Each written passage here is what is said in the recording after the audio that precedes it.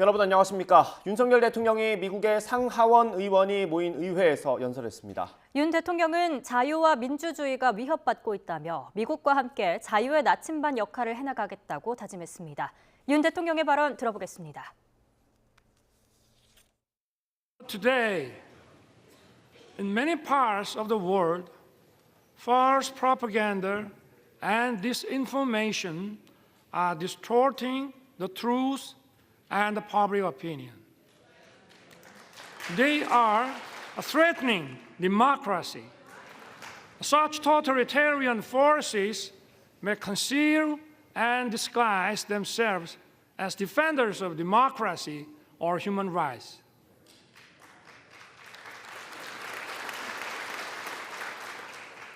But in reality, they deny freedom and democracy. We must not be fooled by such deception and disguises.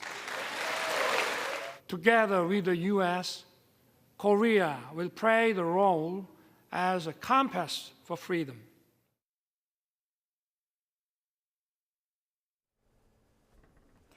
네, 윤석열 대통령이 40분 넘게 영어로 연설하는 동안 상하원 의원들은 박수갈채로 화답했습니다.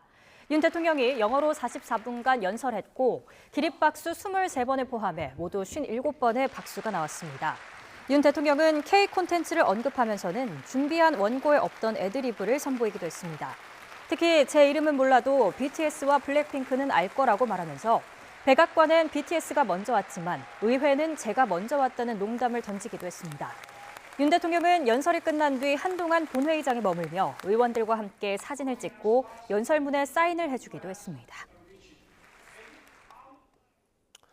이번 의회 연설에서 윤 대통령은 북한에도 강력한 메시지를 보냈습니다. 절대로 넘으면 안 되는 선이 있다는 걸 알려야 한다고 말했습니다. 정당한 이유 없는 우크라이나의 무력 공격을 규탄한다는 언급도 있었습니다. 워싱턴에서 박소정 기자의 보도입니다. 자유를 향한 동맹과 정반대의 길을 고집하는 세력이 있다. 윤석열 대통령은 미 의회 연설에서 대북 메시지를 선명하게 밝혔습니다. 북한 핵 개발과 미사일 도발은 한반도와 세계 평화에 심각한 위협이라며 레이건 전 대통령의 말을 인용해 이처럼 경고했습니다. There is a price we will not pay. There is a point beyond which they must not advance. We must make his words clear to North Korea. 한미 정상회담에서 강화된 확장 억제에 합의한 점을 짚은 뒤 한미 공조와 더불어 한미일 3자 안보 협력 가속화의 필요성을 강조했습니다.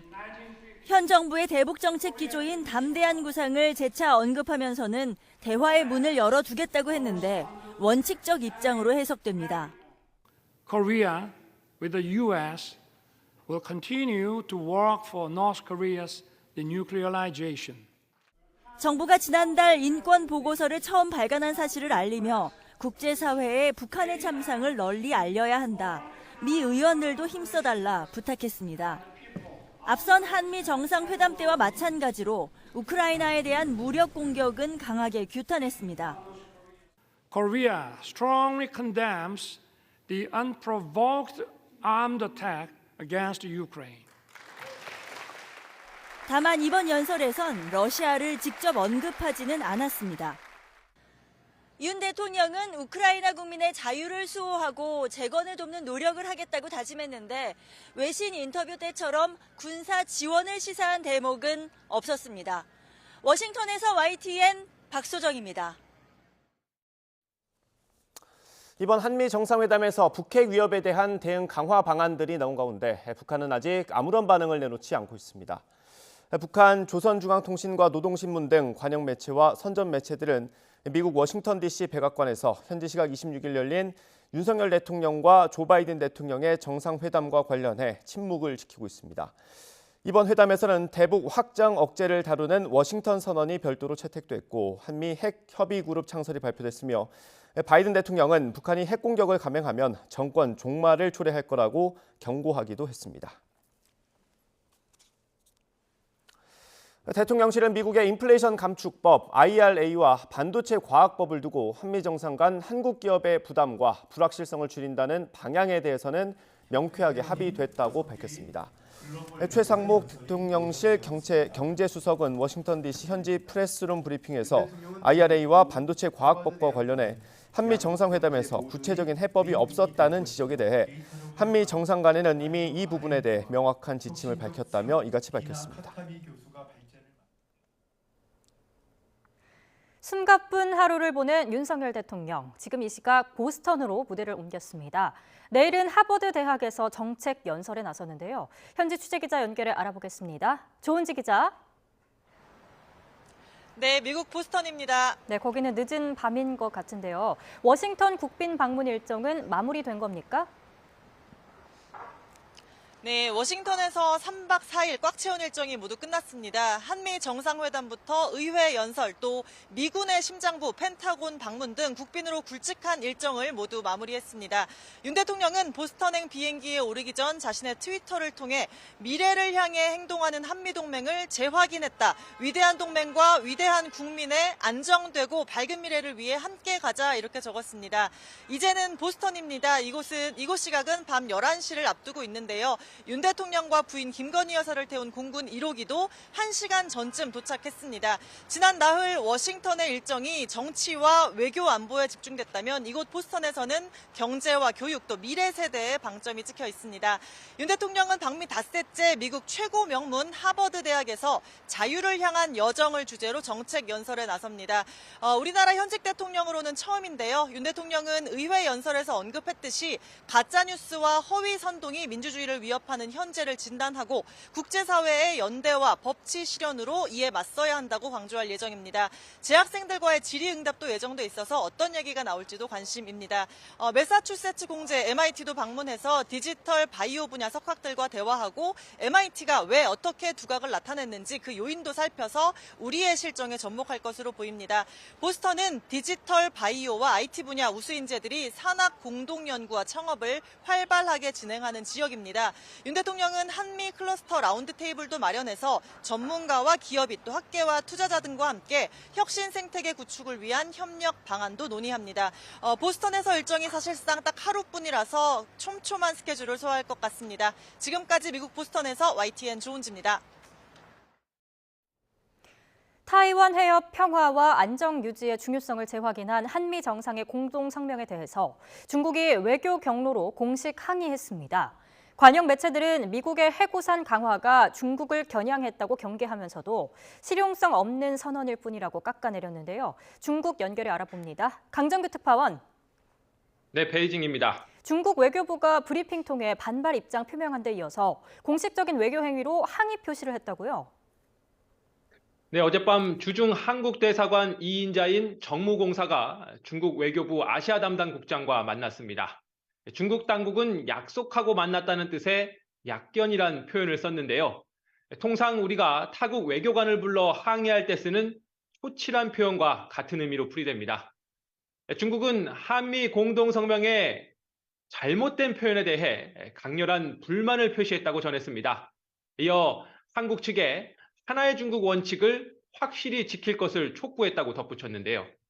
앞서 어제 오후 중국 외교부 브리핑에선 타이완 문제에서 언행에 신중을 기하고 위험한 길로 너무 멀리 나가지 말라라는 표현이 나왔죠. 타이완의 진정한 현상은 양안이 하나의 중국에 속한다는 사실뿐이라며 두 개의 중국을 만들려는 외부 세력이야말로 타이완 해협의 현상을 파괴하는 주범이라고 비난하기도 했는데요. 사실상 미국을 겨냥한 발언인데 아직 중국 당국이 미국 대사관 관계자를 불러 항의했다는 소식은 전해진 게 없습니다. 네, 중국 관영지는 윤석열 대통령의 방미 성과에 대한 혹평을 내놨다고요? 네, 중국의 영문판 관영지 글로벌 타임즈 논평인데요. 윤석열 정부가 이번 방미 최대 성과로 꼽은 확장 억제 강화 약속을 실용성 없는 선언일 뿐이라고 깎아내렸습니다. 북핵에 맞서 미군 핵잠수함을 한반도에 수시로 보내겠다는 계획에 대해서도 심리적 위안일 뿐이라고 평가절하했습니다. 나토식 핵협의체 NCG 역시 한국에 아무런 권한이 주어지는 게 아니라며 오히려 해구산 강화로 자치권을 상실하게 될 거라고 비꼬았습니다. 또 미국은 비용을 거의 들이지 않고 면을 세웠다면서 이번 공동성명이 모두 미국의 언어로 돼 있었고 한국은 서명만 했을 뿐이라고 주장했습니다.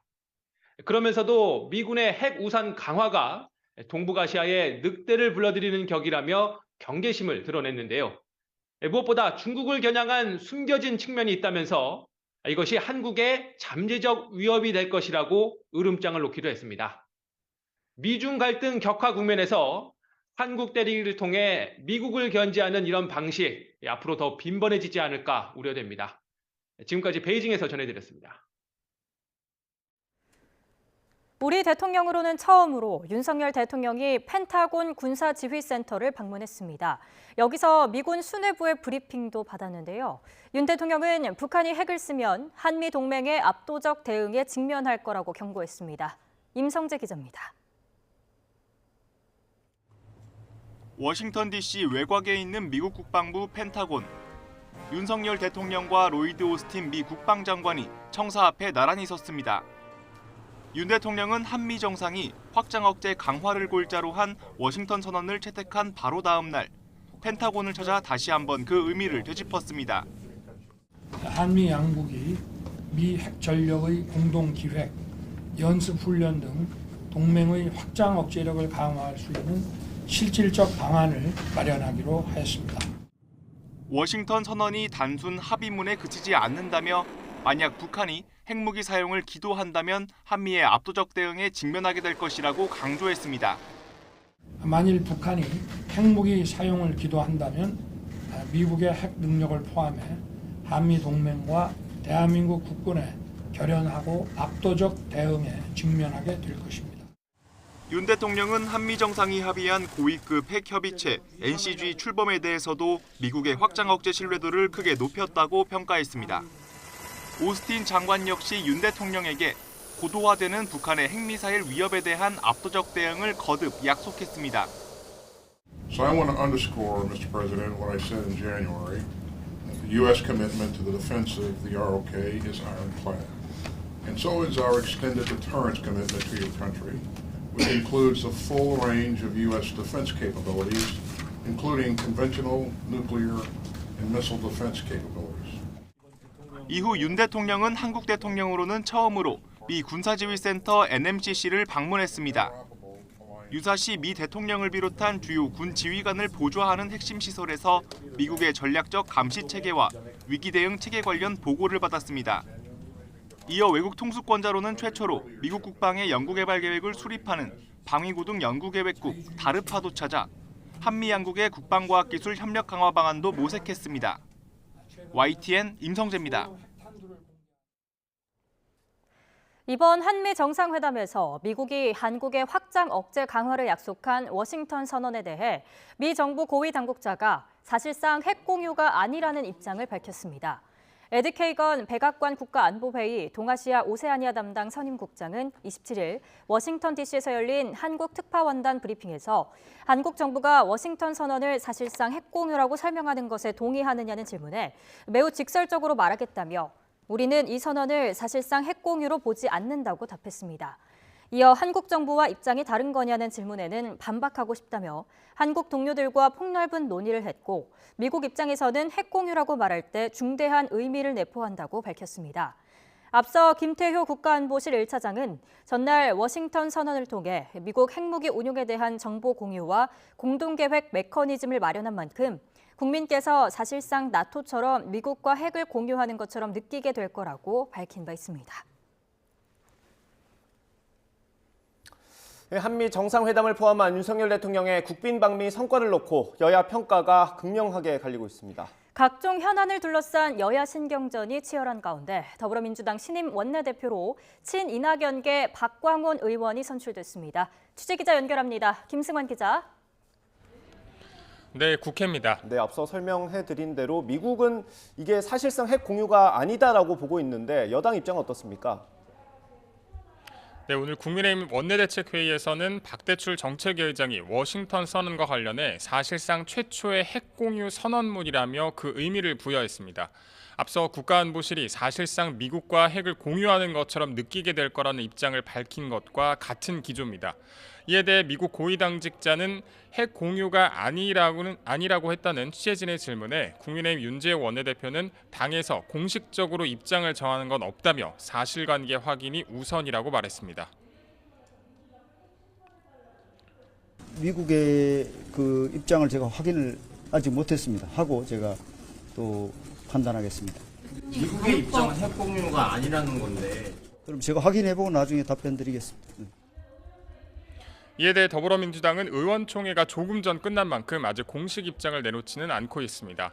다만 이재명 대표는 최고위 회의 모두 발언에서 한미 정상회담과 관련해 감당하지 못할 청구서만 잔뜩 끌어안고 왔다고 혹평했습니다. 그러면서 핵 주권 문제를 포기해 많은 부분에서 감당 못할 양보를 하고 말았다고 지적했습니다. 아낌없이 퍼주는 글로벌 호갱 외교라는 참으로 굴욕적인 상황을 맞고 말았습니다. 치열한 외교 전장에서 국익을 지키지 못하는 외교란 설 자리가 없는 것입니다. 네, 조금 전 진행된 민주당 원내대표 선거 소식 전해주시죠. 네, 오전 10시부터 열렸던 더불어민주당 원내대표 선거는 홍익표, 김두관, 박범계, 박광온 의원 4파전으로 치러졌습니다. 결선 투표로 갈 거라는 예상을 뒤엎고 3선의 박광온 의원이 재적 의원 과반수 득표를 하면서 신임 원내대표에 당선됐습니다.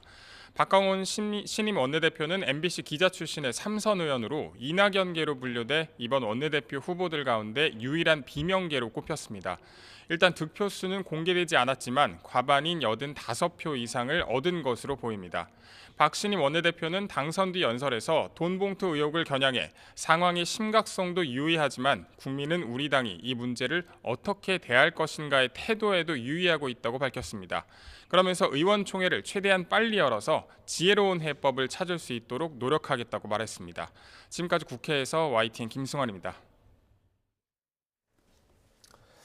간호법 제정안이 국회 본회의를 통과한 가운데 이 법안에 반대하는 의료단체들이 총파업을 선언했습니다. 일단 다음 주부터 부분 파업을 시작한다고 밝혔는데요. 정부는 긴급 상황 점검반을 꾸리고 대응에 들어갔습니다. 취재기자 연결합니다. 기정훈 기자. 예, 사회 2부입니다. 네, 예상은 됐지만 의료계 반발이 좀 심상치 않은 것 같습니다. 그렇습니다. 의료계가 간호법 국회 통과에 반발해 즉각 연대 총파업을 선언했습니다. 의사협회 등 13개 단체들이 모인 보건복지의료연대는 어제 저녁 늦게 단체장 회의를 열고 간호법과 면허 박탈법 강행 처리를 규탄하며 연대 총파업에 돌입하기로 했다고 밝혔습니다. 일단 다음 주부터 부분 파업을 시작하고 총파업 시기를 빠르게 확정해 발표한다는 계획입니다. 앞서 법안이 가결된 직후에는 기자회견을 열고 단식 투쟁도 시작했는데요. 이필수 대한의사협회장은 간호협회가 정부의 중지안을 거부하고 원안만 고집한 것이 직역 이기주의라고 비판했습니다. 곽지연 대한간호조무사협회장도 간호법 통과는 국민의 건강 보호를 도외시하고 정치적 목적만을 추구하는 입법이라고 비난했습니다. 의사협회 등은 간호법 제정안에 대해 대통령이 거부권을 행사할 것을 촉구하고 있습니다. 네, 의료 파업이라고 하면 일상생활, 특히 환자들의 피해가 클 수밖에 없는데 정부의 움직임이 어떻습니까? 예, 정부도 긴급 회의를 개최하는 등 긴박하게 움직이고 있습니다. 우선 오늘 아침 조규영 보건복지부 장관 주재로 긴급 상황 점검 회의를 열고 의료 현장의 혼란 최소화를 위한 대응 방안을 논의했습니다. 회의에서는 보건의료 재난위기 관심 단계를 발령했습니다. 보건의료 재난위기 관심 단계는 보건의료 관련 단체의 파업과 휴진 등에 대비해 상황을 관리하고 진료 대책 점검과 유관기관 협조 체계 등을 구축하는 단계입니다. 또 보건복지부 제2차관을 반장으로 하는 긴급 상황 점검반에서는 의료용 차질 여부 등을 파악할 예정입니다. 이와 함께 비상진료기관 운영 현황을 점검하고 지자체와 국민건강보험공단 등과의 협력을 통해 의료 현장 혼란을 최소화하는 데 주력할 예정입니다. 지금까지 사회 2부에서 YTN 기정훈입니다. 지난달 서울 강남 한복판에서 40대 여성을 납치해 살해한 일당이 재판에 넘겨졌습니다. 검찰은 이번 사건을 6개월 동안 준비한 계획 범죄로 봤습니다. 취재기자 연결해서 자세히 들어보겠습니다. 김다영 기자. 네, 서울중앙지방검찰청입니다. 네, 구체적으로 어떤 혐의가 적용됐습니까? 네, 우선 사건의 배후로 지목된 유상원, 황은희 부부에겐 강도 살인과 강도 예비 혐의가 적용됐습니다. 납치와 살해를 주도하고 실행한 이경우와 황대한, 연지호 등 주범 3명은 여기에 시체 유기 혐의가 추가됐습니다. 공모 중 이탈한 20대 남성 이모 씨와 간호조무사로 일하며 범행에 사용된 마취제를 빼돌려준 이경우의 아내도 각각 구속, 불구속 상태로 재판에 넘겨졌습니다. 검찰은 유상원과 이경우가 범행 당일 피해자의 가상화폐 거래소 계정에 접속하려다 실패한 사실을 추가로 밝혀내 둘에게는 정보통신망 침해 혐의도 적용했습니다. 검찰은 지난달 29일 서울 강남에서 납치 살해 사건이 벌어지고 엿새 만에 전담 수사팀을 꾸려 추가 수사를 벌여왔는데요. 수사팀은 현장 검증과 관련 민형사 판결문 20여 건, 또 차량 블랙박스 영상 800여 개 등을 분석해 모두 7명을 재판에 넘기게 됐습니다. 네, 범행 동기가 더 구체적으로 밝혀진 게 있습니까? 네, 검찰은 이 사건을 6개월 동안 준비된 계획 범죄로 규정했습니다. 검찰은 구치소 압수수색 등을 통해 유상원 부부의 범행 동기가 적힌 쪽지와 노트를 확보하기도 했는데요. 유상원, 황은희 부부가 2020년 10월쯤 피해자 A씨를 통해 가상화폐에 투자했고 이후 손해를 입게 되자 갈등이 시작됐다는 게 검찰의 판단입니다. 이경우는 가상화폐로 돈을 벌어보겠다며 피해자 밑에서 일을 시작했는데 유상원 부부의 사정을 알게 된 뒤 피해자의 가상화폐를 뺏을 작정으로 부부에게 접근해 범행을 제안한 겁니다. 지난해 9월 부부가 착수금 7천만 원을 건넨 뒤 본격적인 범행 준비가 시작됐는데 이경우는 수사가 시작돼도 단순 실종으로 처리될 수 있도록 나머지 공범은 일부러 피해자와 일면식도 없는 사이로 구한 거로도 조사됐습니다. 실제로 블랙박스에는 우리는 용의선상에서 배제라는 공범들의 재화까지 담긴 거로 파악됐습니다. 검찰은 이경우가 받은 7천만 원에 대해선 휴징 보전 조치했고 유족에게 범죄 피해자 구조금과 장례비 등 지원금을 지급했다고 밝혔습니다. 지금까지 서울중앙지검에서 YTN 김다연입니다.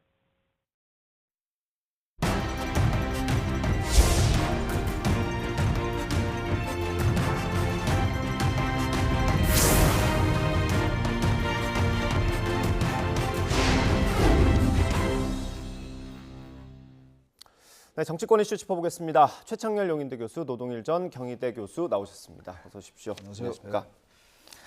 네, 한미동맹 70주년을 맞아서 윤석열 대통령이 미국을 국빈 방문하고 있고 정상회담 그리고 의회 연설까지 마치고 이제 뭐 하버드에서 연설 이 정도만 남겨놓고 있는 상황입니다. 상징적인 장면들이 좀 있었던 것 같습니다. 극진한 대접을 받긴 했거든요. 어떻게 보셨어요? 뭐 좀 기억에 남는 게 있으실까요? 글쎄 뭐 우리나라든 미국이든 다른 나라 정상이 방문하면 뭐 극진한 대접을 하는 건 뭐 당연하겠죠. 그런데 그 중에서도 특히 그렇게 정상회담 연회장에서 노래를 부르는 건 좀 만찬장이요? 네, 만찬 처음 보는 것 같아요, 연회에서. 뭐 아무래도 그만큼 친밀감을 보였다고 할 수 있는 것이고 특히 노래 제목이 아메리칸 파이였잖아요. 네. 저도 이제 옛날에 들은 기억이 나는데 다시 한번 찾아봤어요. 이게 돈 맥클린의 노래인데. 네. 8분 54초가 가더라고요.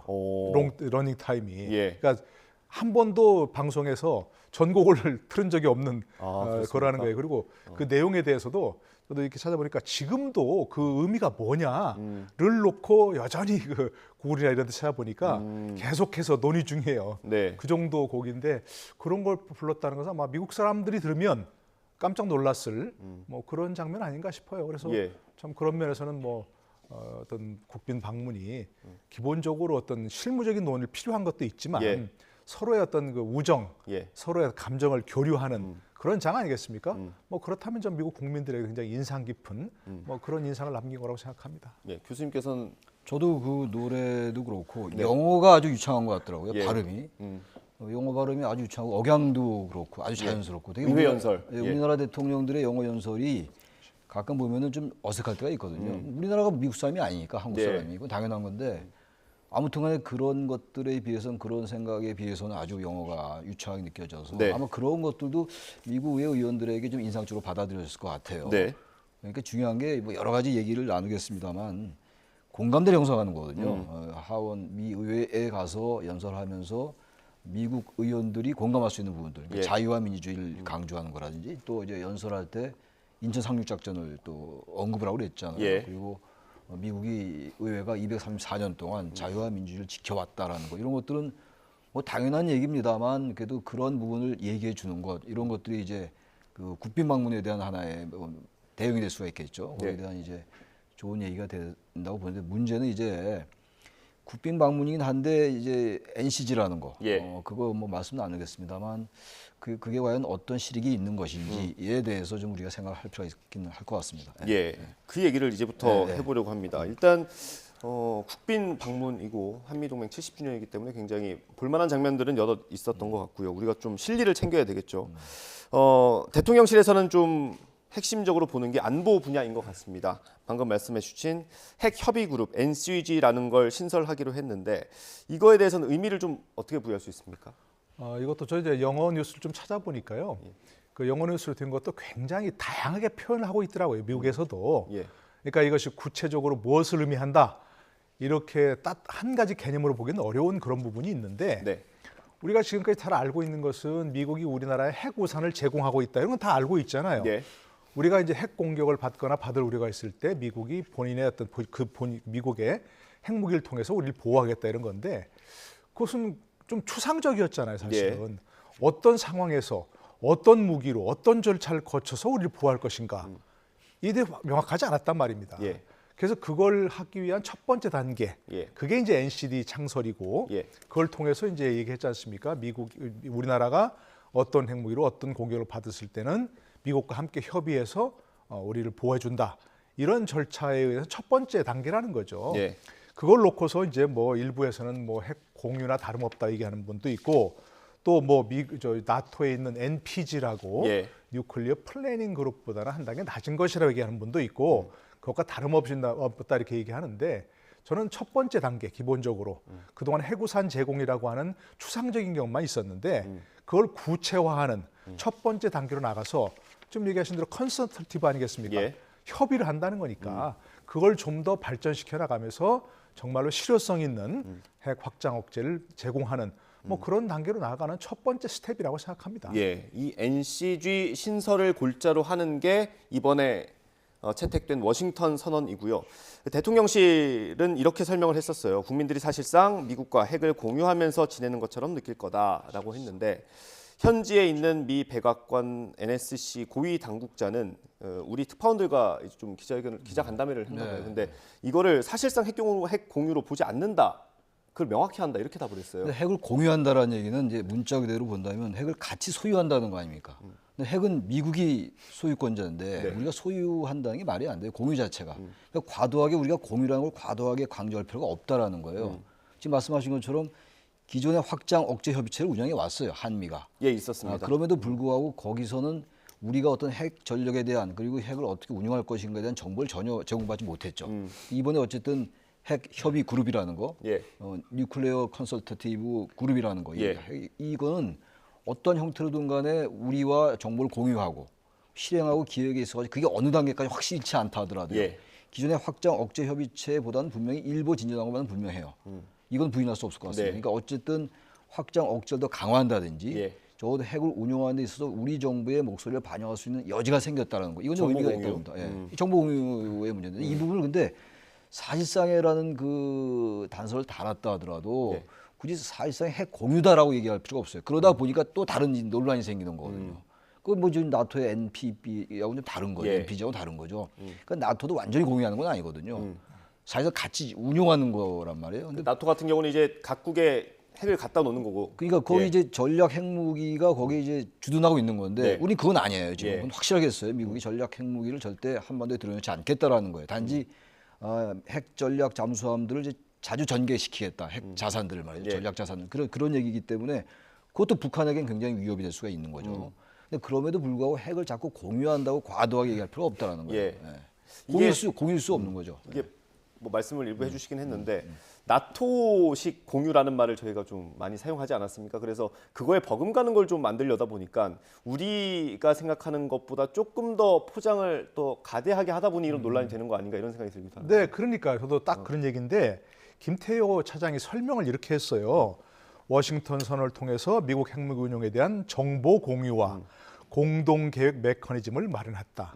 거기까지만 했으면 좋은데 예. 그 다음에다가 뭐라 하냐면 국민께서 사실상 나토처럼 미국과 핵을 공유하는 것처럼 느끼게 될 것. 예. 그러니까 핵 공유는 아니란 얘기인데, 예. 그죠? 그것처럼 느끼게 될 것. 이렇게 얘기한 것은 저걸 만약에 이제 영어로 또 번역을 하다 보면 예. 한미 간에도 그렇고 여러 나라 사람들 사이에서 오해의 소지가 있을 수 있는 발언인 거예요, 사실은. 그러니까 그것은 분명히 아니라는 걸 분명히 하는데 예. 미국 당국자한테 이제 그렇게 물어보니까 핵 공유는 아니다. 그건 김태효 차장도 맞아요, 그 말은. 그런데 사실상 핵 공유처럼 느끼게 될 것이라는 예. 그래서 그걸 우리 국민들이 아, 나토처럼 우리도 그렇게 미국이 핵무기로 우리나라에 갖다 놓은 것처럼 버금가는 것처럼 느끼게 될 것이다라고 예. 그걸 희망상을 얘기한 건데 예. 분명히 오해의 소지가 있다고 말씀드리고 예.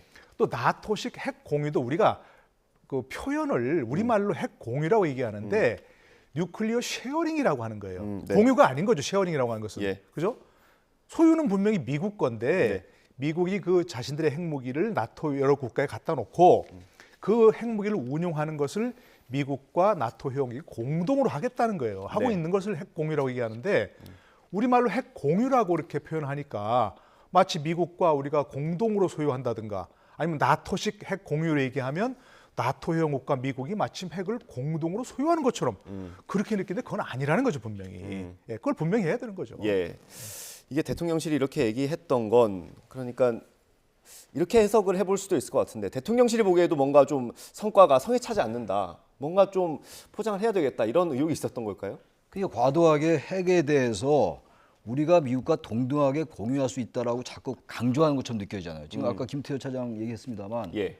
나토처럼 미국과 핵을 공유하는 것처럼 느끼게 될 것이다. 이 말도 되게 난해해요. 예. 느끼고 안 느끼는 거는 국민의 인식의 문제인데 네. 공유하는 게 아닌데 자꾸 왜 공유하는 것처럼 느끼게 하냐고요. 제가 아까 말씀드린 것처럼 나토는 핵 전술이 들어와 있는 거라고요. 예. 주둔을 하는 거라고요. 그 미국은 지금 그건 아니라고 분명히 이번에도 선을 걷거든요. 단지 제가 아까 말씀드린 것처럼 과거의 핵 우상과는 분명히 일부 진전됐고 네. 우리 정부의 목소리가 반영될 수 있는 여지나 메커니즘이 생긴 건 분명합니다. 그것까지 부인하면 안 돼요. 야당이 뭐 그것까지 부인할지 모르겠습니다만 저는 예. 그것까지 부인하고 부정평가하는 건 저는 있을 수 없다고 보지만 예. 화학에 자꾸 미국과 우리가 핵을 같이 운영한다. 공유한다는 게 그거잖아요. 공유는 사실 그보다 더 큰 거죠. 공유. 그러니까 공유라는 단어 자체가 맞지를 않아요. 네. 아까 노교수 말씀처럼 나토도 쉐어링 아닙니까? 예. 나눠 갖는 거란 말이에요. 핵을 이제 미국 건데 갖다 놓고 그걸 같이 운영하는 건데 이게 우리나라 지금 사실상의 핵 공유다라고 얘기하면은 자꾸 과도하게 이 이제 한미 정상회담 그리고 이제 국빈 방문의 성과를 홍보하려 하다 보니까 오히려 그게 퇴색할 수가 있다는 거예요. 있는 그대로 국민들에게 알려주면 돼요. 예. 핵을 공유할 수도 없는 거고 미국 핵을 어떻게 우리가 같이 공유합니까? 그건 말이 안 되는 얘기인데 자꾸 이렇게 얘기를 하다 보니까 오히려 성과가 반감될 수 있다고 생각합니다. 예. 알겠습니다. 뭐 대통령실의 추가 설명이 있을 것으로 예상이 됩니다. 있어야 될 것 같고요. 미국이 일단 이런 입장을 내놨으니까. 다음 경제 분야는 좀 어땠습니까? 사실 저희가 기대했던 것보다는 못 미친다라는 평가가 많은 것 같긴 한데요. 예, 뭐 정상회담 그 공동 성명을 보면 뭐 그 미국 이 미국 측이 우리 기업들의 우려, 특히 이제 뭐 IRA라든지 예. 반도체 과학법에 대한 우리 기업들의 우려를 완화하기 위해서 많이 노력해온 것을 평가한다. 이렇게 얘기했고 앞으로 그 부분에 대해서 이제 협의해 나가기로 했다는 얘기였죠. 조금 더 우리 입장에서는 구체적으로 어떠한 점에 대해서 우리나라 기업들 우려가 있다. 네. 그 점에 대해서 분명히 그것을 앞으로 그 우려를 감축시켜서 축소하기 위해서 예. 함께 노력하겠다라고 못 박았으면 좋겠는데 예.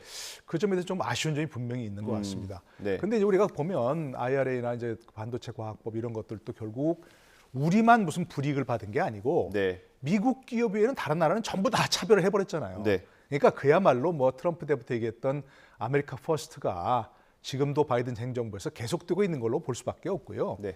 대신 우리가 윤석열 대통령도 의회 연설에서 얘기했지만 미국 조지아에도 공장을 짓고 어디 짓고 다 지금 짓고 있잖아요. 예. 그러면 그렇게 공장을 짓지 않는 나라들과는 뭔가 다른 구별을 해줘야지 우리도 그렇게 분명히 요구를 해야 되는 거죠 사실은.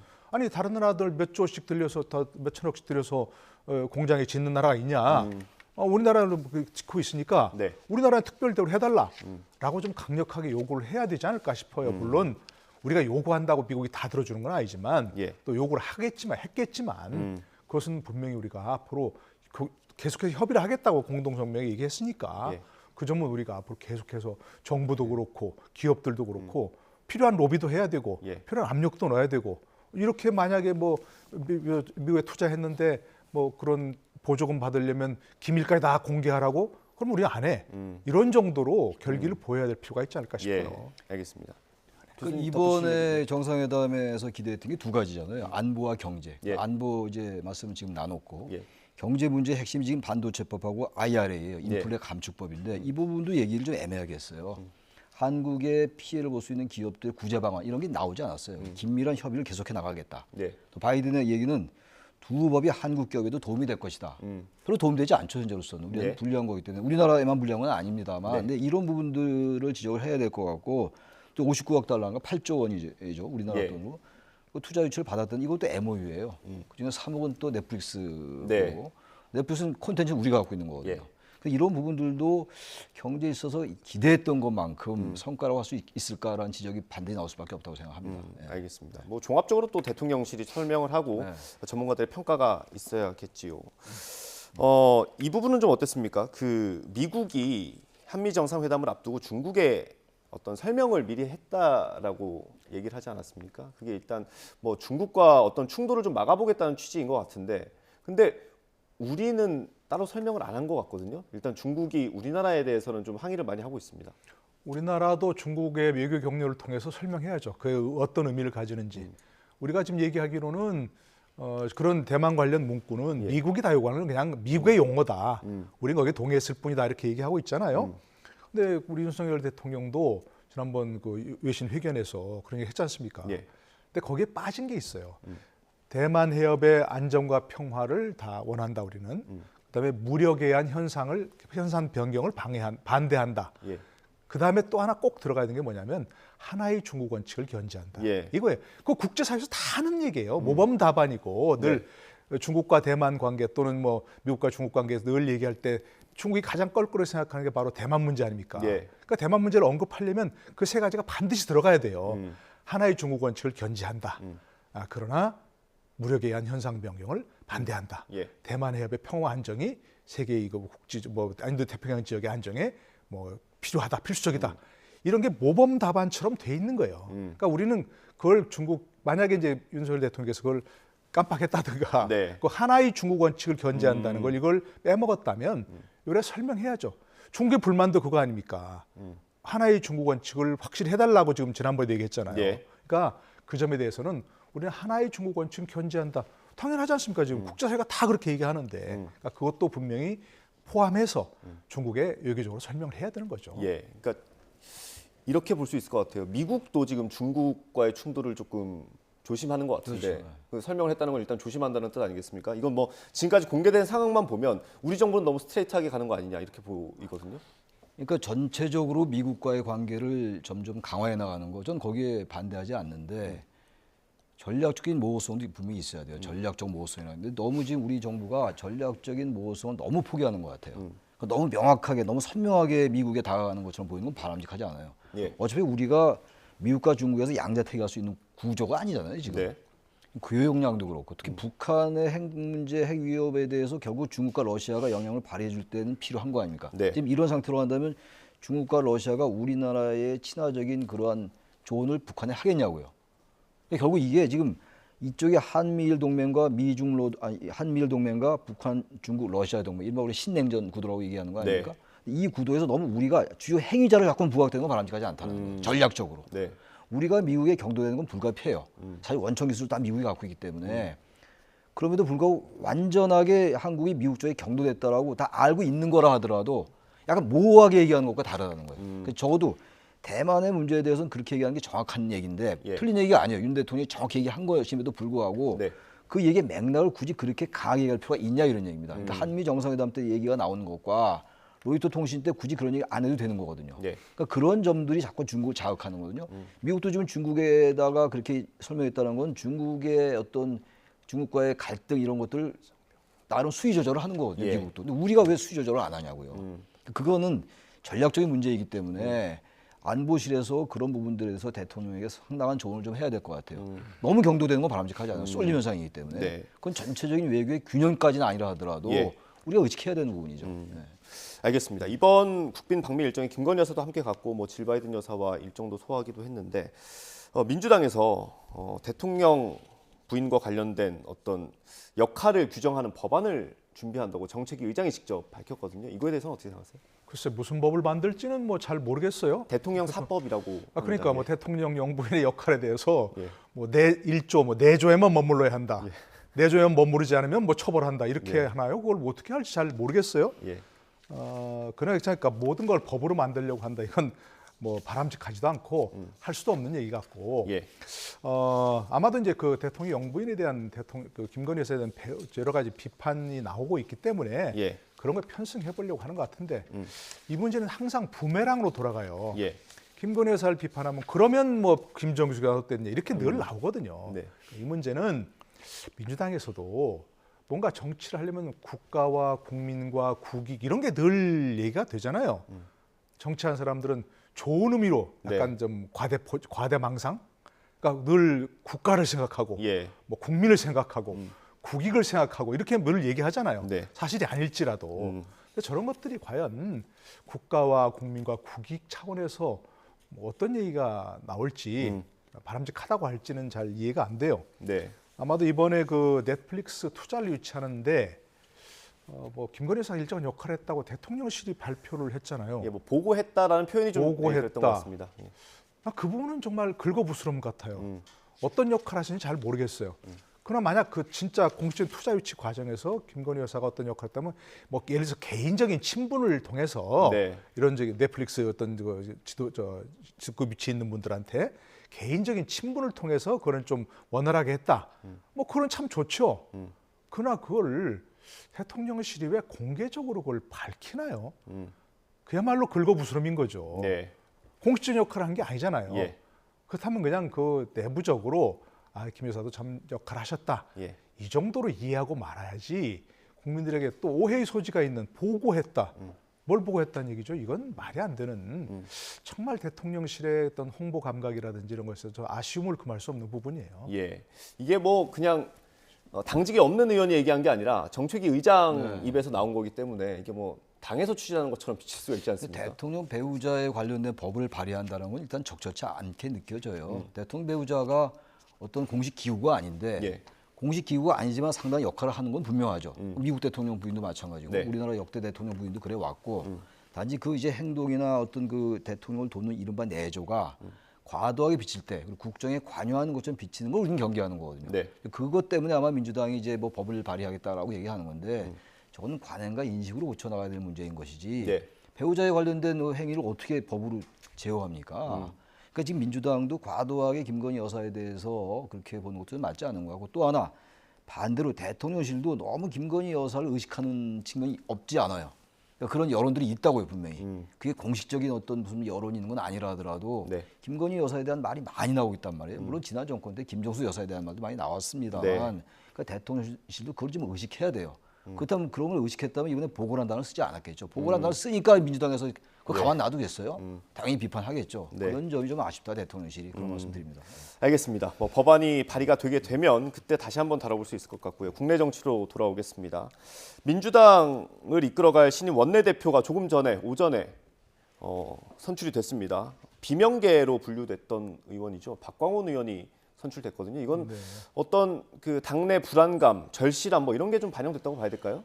뭐 그것도 분명히 있겠죠. 그런 점에서 아마 박광원 하고 그 홍익표 의원이 경합할 거라는 전망이 유력하다 하는 얘기가 나왔었고 박광원 의원이 좀 더 연망하다 하는 얘기가 멀리 나왔었습니다. 나왔었기 때문에 예상도 됐다고 생각이 되고요. 뭐 가장 그 결과를 맞추기 어려운 게 원내대표 선거라면서요. 의원들 속마음을 일일이 어겼기 때문에.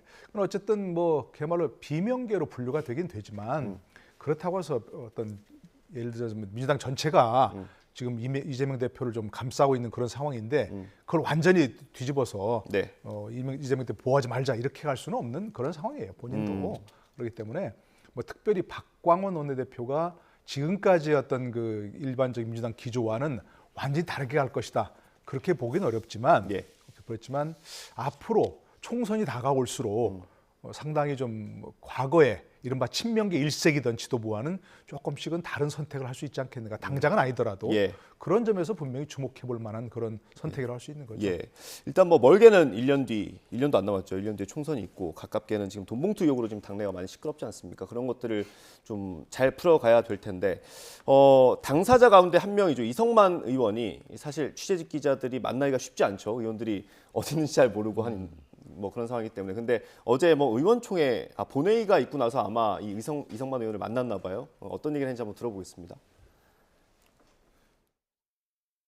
송영길 대표님 탈당한 이후에 좀 추가 조치 필요한 거 아니냐 이런 얘기들이 계속 나오잖아요. 그러니까 뭐 당과 협의를 해봐야죠. 지역민의 신문이기도 하고 또 당의 신문이기도 하기 때문에 뭐 그런 걸 충분히 논의해서 더 긍정적인 방안이 어떤지 고민을 해봐야죠. 그 내용은 사실관계가 좀 다른 면이 많이 있어요. 검찰에서도 이제 이거를 성실하게 답변을 하고 또 법정에서 이걸 다퉈야 될 문제잖아요, 그죠? 국면 전향 탄압이다 뭐 이런 문제는 우리 국민들 중에서 그렇게 생각하는 사람들이 꽤 있잖아요. 이게 법정에서 가려지지 않은 사실이잖아요. 매편지, 기본 경비인지. 어떤 성격이냐 이런 문제는 앞으로 밝혀진 문제인데 제가 저 인터뷰 마지막 부분을 보고 들었던 생각은 이건 그러면 일단 돈이 어느 정도인지 모르지만 오갔다고 봐야 하는 거 아니냐 이렇게 해석이 됐거든요. 돈이 이제 어떤 형태로든 간에 의원에게 갔다고 봐야죠. 왜냐하면 매표인지 이 말만 따져보면 매표인지 매표라는 건 이제 표를 매수하는 거고 기본 경비인지 기본 경비는 이제 이게 매표가 아니라 원래 이제 선거를 치르기 위해서 당 대표 경선이니까 그런 기본적인 경비가 필요하다. 뭐 그런 의미란 말이죠. 따라서 이제 기본 경비로 밝혀진다면 이건 매표행위가 전혀 아니다라는 얘기를 하고 싶은 거라서 어쨌든 돈이 어떤 형태로든 간에 마련되고 조성돼 가지고 돈이 이제 그 의원들에게 건네진 거는 시인한 것 같아요. 왜냐하면 더 이상 이 상황에서 계속 돈이 전혀 건네지 않았다고 부인하기 어렵다는 판단을 한 것 같아요. 그래서 일단 녹취가 이미 나왔으니까 일단 프레임 자체를 이게 부정한 돈이 아니라 표를 매수한 매표 행위가 아닌 가장 기본적으로 필요한 돈들 기존의 선거 때도 있어 왔던 그런 관행이다라는 쪽으로 프레임을 바꾸려 하는 게 아니냐 그런 생각이 좀 드네요. 이 발언만 볼 때는 말이죠. 일단 탈당에는 생각이 없는 것 같습니다. 어떻게 보세요? 근데 탈당 안 하겠다고 하는 얘기잖아요. 저기 지금 탈당. 그리고 처음부터 지금 이번에도 얘기했지만 처음부터 저건 정치 탄압이라고 그러지 않습니까? 뭐 수사에 뭐 의도가 있다. 뭐 수사의 기획이다. 이렇게 얘기했습니다. 기획이라는 걸 무슨 뭐 조작이라고 하진 않겠죠. 본인도 사실관계는 인정하는 거니까 안 할 수가 없잖아요. 지금 본인들의 육성이 담긴 녹취록이 나왔는데 검찰이 조작이라고 얘기할 수는 없잖아요. 그리고 이재명 대표도 좀 사과했잖아요. 근데 그거는 인정하고 들어가야 되니까 이거는 그야말로 국면 전환용 뭐 수사다. 그리고 돈을 준 건 맞는데 그것이 뭐 그야말로 뭐 매표 행위가 아니고 기본 경비를 준 것이다라고 얘기하고 있거든요. 근데 이 부분은 분명히 그분이 법을 다루시는 분들이 저걸 잘 안 보신 것 같은데 정당법에 보면 당대표 경선과 관련해서 어떤 명목으로든 그러니까 뭐 매표를 그것이 기본 경비든 금품을 제공하면 안 된다고 돼 있어요. 3년 이하로 처벌하게 돼 있고 그리고 그것을 주도한 사람 뭐 이런 사람들은 징역 5년 이하로 처벌하게 돼 있습니다. 그러니까 저렇게 본인들이 사실은 기자들 앞에서 자백한 거나 마찬가지인 그런 상황은 저는 약간 좀 뭔가 인식을 잘못한 거 아닌가. 정치 탄압이라도 돈을 뿌렸다는 사실 자체가 중요한 거지. 그게 본질이지. 검찰 수사의 의도가 어떻든 간에 범죄 혐의가 있으면 수사를 해야 되는 거 아니겠습니까? 시기적으로 뭐 문제일 수 있겠죠. 뭐 국면 전환용일 수 있는데 그거는 중요한 게 아니라는 얘기입니다. 알겠습니다. 당에서 논란이 되는 것 중에 하나가 이겁니다. 민형배 의원의 복당. 이게 최고위에서 갑자기 결정이 됐고 그 이후에 민형배 의원도 여러 인터뷰를 하고 있는데 오늘 라디오 인터뷰를 저희가 하나 준비했습니다. 들어보고 대담 이어가겠습니다. 당시 상황은 이를테면 불을 끌어가는 소방차가 빨간 신호에 걸렸어요. 불 끌어가려면 이 신호를 수신호로 제어를 하거나 아니면 양해를 구하고 갈 수밖에 없습니다. 아이가 뭐 교통사고 당하려고 했는데 빨간불이라고 가만히 있을 수 없는 거죠. 알겠습니다. 달려가서 구해야 되는 거죠. 오물을 뒤집어 썼다면 자신이 오물을 뒤집어 쓴 거예요. 이상민 의원님은. 왜냐하면 이 검찰개혁 법안에 이상민 의원님도 모든 의원들이 다 동일한 당론이었거든요. 그걸 지금 와서 그렇게 말씀하시면 자기 부정이죠. 그리고 탈당을 해서 제가 되게 좀 외롭게 지냈을 거 아닙니까? 그럼 그 힘들게 지내는 정치 후배에게 애쓴다. 네가 이 짐을 짊어지고 고생했다. 이렇게 말을 하는 게 기본적인 A지. 이렇게 얘기하는 분들에 대해서 저는 정체성이 좀 의심스럽고. 네, 이 복당을 놓고 당내에서도 일부 비판이 있었는데 그거에 대해서 정체성이 의심스럽다 이런 얘기까지 했습니다. 일단 검찰 수사권을 축소하는 법안을 통과시키는 걸 소방차의 출동 뭐 이런 걸로 비유를 했거든요. 어떻게 보세요? 전 비유가 적절치 않은 것 같아요. 지금 이제 헌법재판소에서 이 결과, 검수완박 결과는 인정을 하면서 그것도 뭐 5대4였습니다만 그러면서 그러나 절차는 문제가 있다라고 판결을 했잖아요. 헌재에서. 그렇다면 이렇게 얘기하면 안 되는 거죠. 헌법재판소에서 그 절차, 다시 말하면 탈당해서 안건조정심의위원회 의석 때문에 탈당했던 거 아니었겠어요?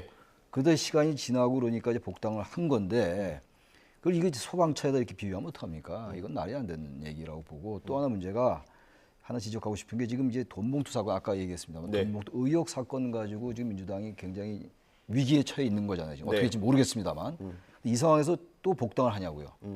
하다못해 좀 시간이 지나서 하든지 물론 탈당한다부터 시간이 꽤 지났어요. 검수완박 그 이후에는 1년 정도 지나서 할 수 있다는 민영배 의원은 그렇게 생각하겠습니다만 이 현재의 형국이 그렇지가 않잖아요. 그동안 중도층 유권자들이 볼 때 야, 민주당은 정말 염치가 없구나. 돈봉투 사건 가지고 저렇게 비판을 받고 위기에 처했는데 또 복당에 대해서 여러 논란이 있는 거 아닙니까? 어쨌든 간에. 왜냐하면 절차를 뻔히 어기면서 했다고 헌재가 판결했는데 거기에 대해서 그건 아랑곳하지 않고 결과적으로 그게 정당한 활동이었다라고 얘기하는 거잖아요. 지금. 소방차 예를 들면서. 이런 식의 논법이 일상적으로 볼 때 보편 상식에 부합하지 않는다는 거예요. 이런 부분들이. 그러다 보니까 정치인들이 너무 자기 입장으로 생각한다. 민영배 의원은 억울하겠죠. 자기는 사실은 당을 위해서 탈당했으면 좀 복당을 시켜야 되는 건데 왜 이상민 의원이 이렇게 얘기하냐고 그러는데 이상민 의원은 나름대로 국민들 입장에서 얘기한 거거든요. 그래서 저는 민영배 의원의 저런 비유는 전 적절치 않게 느껴져요. 뭐 한 1분 정도 짧게 들을 수 있을 것 같습니다. 어떻게 생각하십니까? 저 지금 말씀에 전적으로 동의하는데요. 저 이것 때문에 한번 그 헌재 결정을 다시 한번 찾아봤어요. 헌재 결정에서 분명히 5대4로 이 문제는 국회법을 위반한 것이고 헌법적 다수결 원칙을 위반한 것이다 라고 분명히 못을 박았거든요. 그랬으면 그리고 박홍근 원내대표도 사과를 했으면 이렇게 하면 안 되죠. 그러니까 이건 뭘 의미하냐면 당시 민영배 의원의 위장탈당, 본인 위장탈당이 아니라고 했는데 위장탈당이라는 걸 자인했잖아요. 그것이 지도부와 협의한 것이라는 걸 알 수 있는 거죠. 그래서 왜 이렇게 서둘렀느냐? 박홍근 원내대표가 어제가 마지막이었잖아요. 그러니까 자기가 민영배 의원 탈당을 지도부 협의해서 시킨 것을 자기가 풀고 가야겠다는 그런 거죠. 근데 국민들이 어떻게 생각할 것인가? 정말로 뭐 민주당 지지자들이야 어떻게 하든 상관이 없겠죠. 그러나 그것이 아닌 객관적으로 사태를 지켜보는 국민들에게는 어떻게 비칠지에 대해서는 전혀 관심이 없는 뭐 그런 정치행위라고 볼 수 있는 거죠. 네, 알겠습니다. 오늘 말씀은 여기까지 듣도록 하겠습니다. 최창렬 교수, 노동일 전 교수였습니다. 감사합니다. 네, 감사합니다.